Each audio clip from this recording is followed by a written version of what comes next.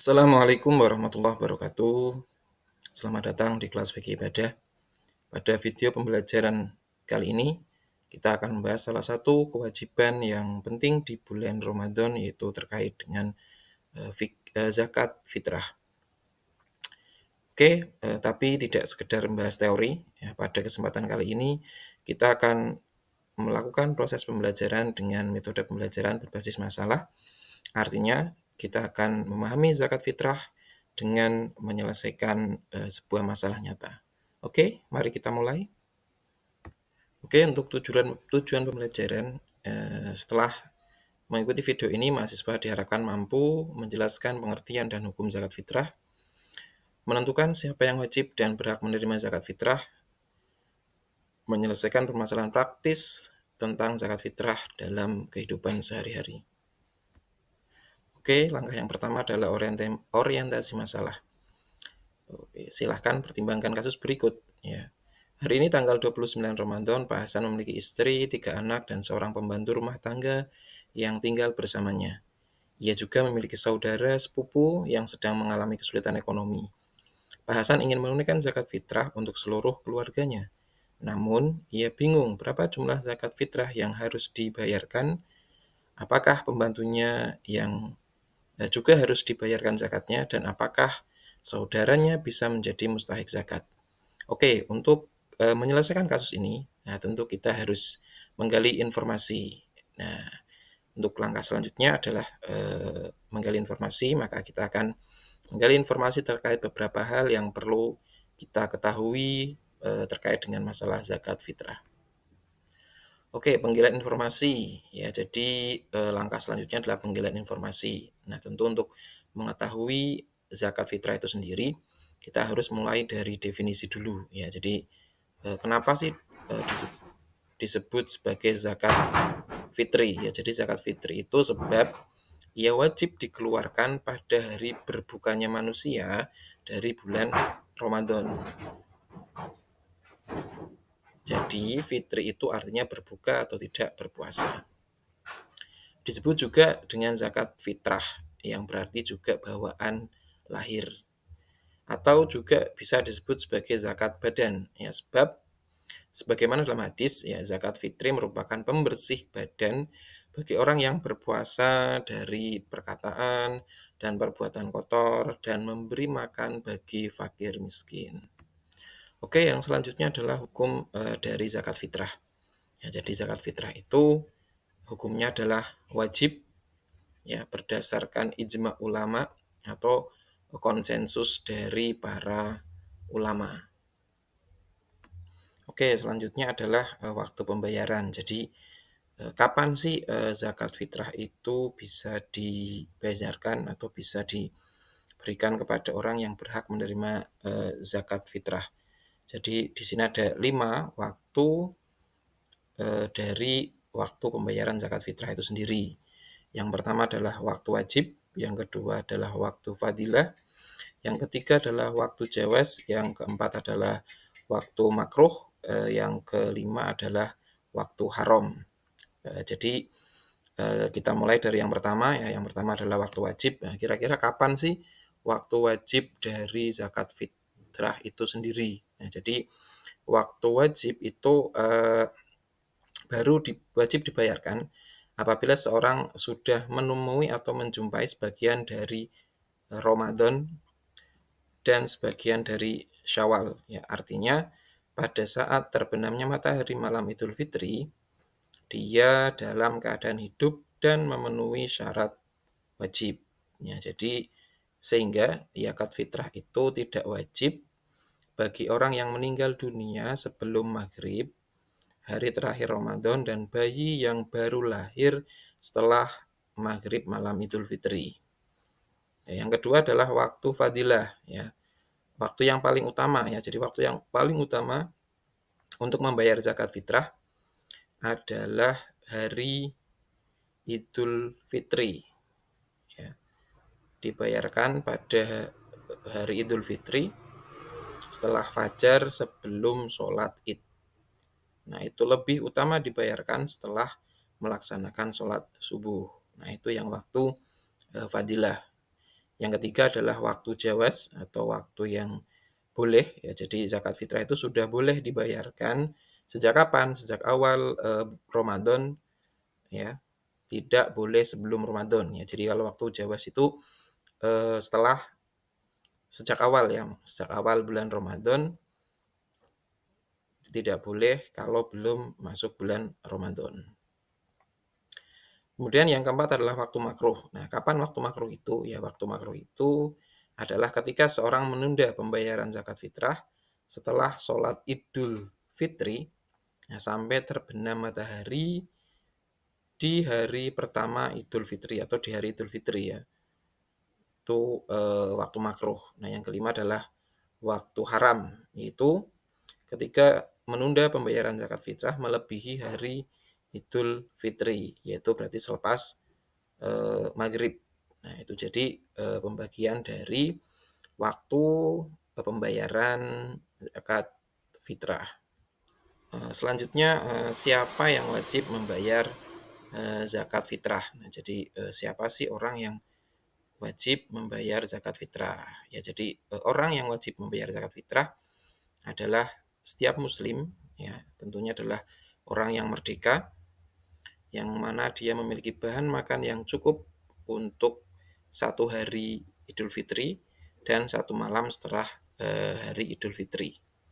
Ya, baik laki-laki maupun perempuan, anak kecil maupun dewasa, ya, maka dia wajib untuk membayar zakat fitrah.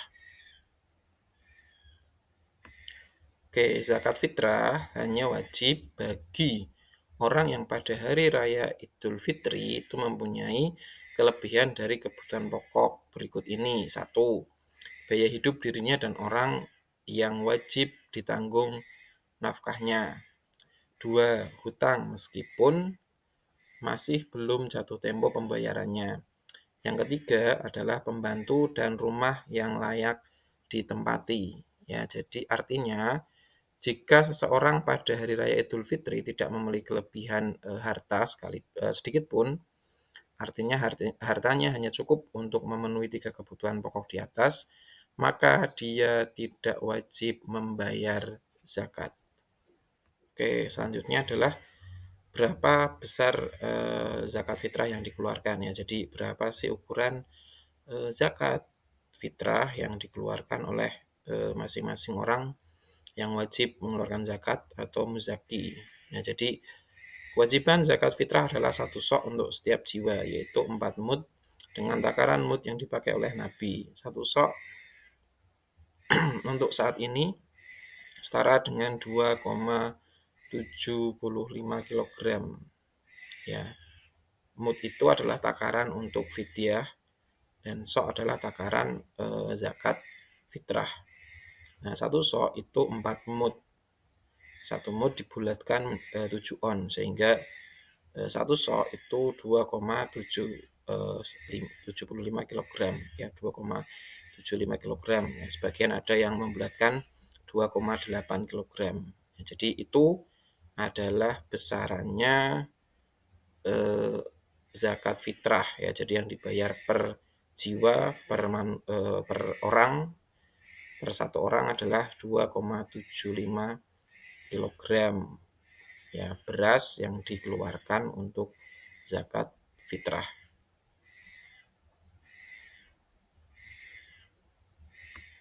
Oke, yang selanjutnya adalah golongan ya. Golongan yang berhak menerima zakat fitrah itu ada 8. Yang pertama adalah fakir, miskin, kemudian amil, mu'alaf, rikob, hurim, sabilillah, dan ibnu sabil ya. Jadi ini adalah golongan atau asnaf ya, yang berhak menerima zakat fitrah. Jadi selain mereka tidak berhak untuk menerima zakat fitrah. Selanjutnya adalah cara membayar zakat fitrah ya. Tentu ada 2 secara garis besar ya. Yang pertama adalah muzaki atau orang yang berzakat itu bisa membayar zakat melalui amil zakat. Kemudian amil zakat itu yang memberikan zakat fitrah tersebut kepada mustahik zakat. Nah, Cuma amil di sini adalah amil yang memang sudah resmi dari pemerintah ya, bukan panitia zakat ya. Jadi kalau panitia zakat itu sifatnya adalah wakil ya, wakil dari muzaki, sehingga nanti hukumnya akan berbeda. Kemudian yang kedua bisa dengan cara langsung, artinya muzaki itu langsung memberikan zakatnya kepada mustahik. Nah, jadi kalau ini eh, tidak ada bedanya ya, artinya kalau sudah disampaikan langsung ke mustahik maka zakatnya sudah gugur ya, kewajiban untuk membayar zakat sudah selesai.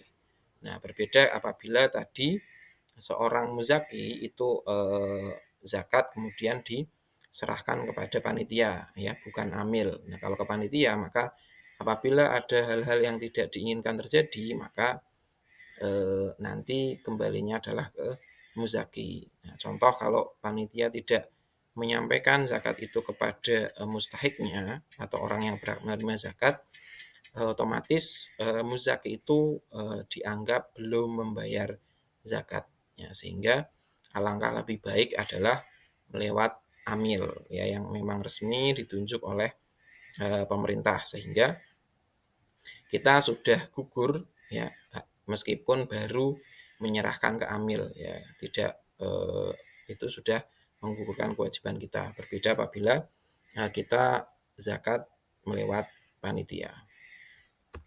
Oke, teman-teman semua, tadi sudah ada beberapa hal yang saya sampaikan terkait dengan zakat fitrah. Nah, tentu itu bisa digunakan untuk menjawab soal atau masalah yang ada di awal tadi ya. Jadi silahkan nanti teman-teman bisa mendiskusikan masalah yang tadi sudah saya sampaikan di awal ya, sesuai dengan kelompoknya masing-masing ya. Kemudian setelah didiskusikan, setelah menemukan solusinya, menemukan jawabannya, nah tugas itu nanti bisa dikirim di link yang sudah saya sediakan ya. Jadi nanti bisa di-scan, kemudian bisa dikirim di link yang sudah disediakan ya. Jadi nanti silahkan didiskusikan berkelompok ya, kemudian nanti bisa dikirimkan ke link yang sudah disediakan.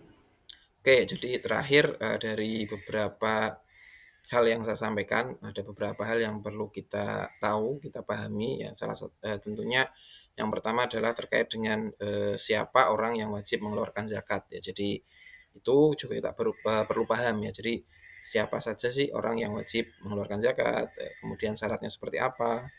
Nah, kemudian yang kedua adalah kapan waktunya ya. Tadi ada 5 waktu, jadi ada waktu wajib, ada waktu utama. Nah, itu silahkan nanti kalian juga harus benar-benar mengetahui. Jadi waktu-waktu itu seperti apa. Jadi boleh nggak sih mengeluarkan zakat fitrah sebelum Ramadan atau mungkin setelah Idul Fitri. Nah, itu kan kita kalau nggak harus tahu waktu-waktu pembagian waktunya dalam pembayaran zakat fitrah. Kemudian selanjutnya adalah kepada siapa zakat fitrah itu diberikan gitu. Jadi kita juga harus paham, kita harus tahu bahwa ada orang-orang yang memang tidak diperbolehkan untuk menerima zakat fitrah atau bukan termasuk golongan-golongan yang berhak menerima zakat fitrah. Ya, itu juga kita harus paham. Kemudian selain itu adalah jumlah ya tadi. Jadi berapa jumlah zakat fitrah yang harus dikeluarkan dari masing-masing orang. Yang ketiga adalah yang selanjutnya adalah niat. Nah, itu juga penting bagaimana seorang muzaki, orang yang berzakat itu juga harus tahu bahwa ketika dia mengeluarkan zakat, dia juga harus melakukan niat ya, sehingga zakatnya itu bisa diterima dan menjadikan kewajibannya menjadi gugur karena sudah membayar zakat fitrah. Oke, terima kasih untuk video pembelajaran kali ini. Mudah-mudahan ada manfaatnya. Jangan lupa untuk tugasnya bisa dikerjakan ya. Untuk kuisnya nanti akan saya share di grup pembelajaran ya, sehingga nanti bisa dijawab oleh teman-teman dengan beberapa soal tentunya yang berkaitan dengan materi-materi yang sudah saya sampaikan di awal tadi. Oke, mungkin itu saja untuk video pembelajaran kita pada kesempatan kali ini, ya kurang lebihnya saya mohon maaf. Akhirul kalam, wal muwaffiq ila aqwamit thoriq. Assalamualaikum warahmatullahi wabarakatuh.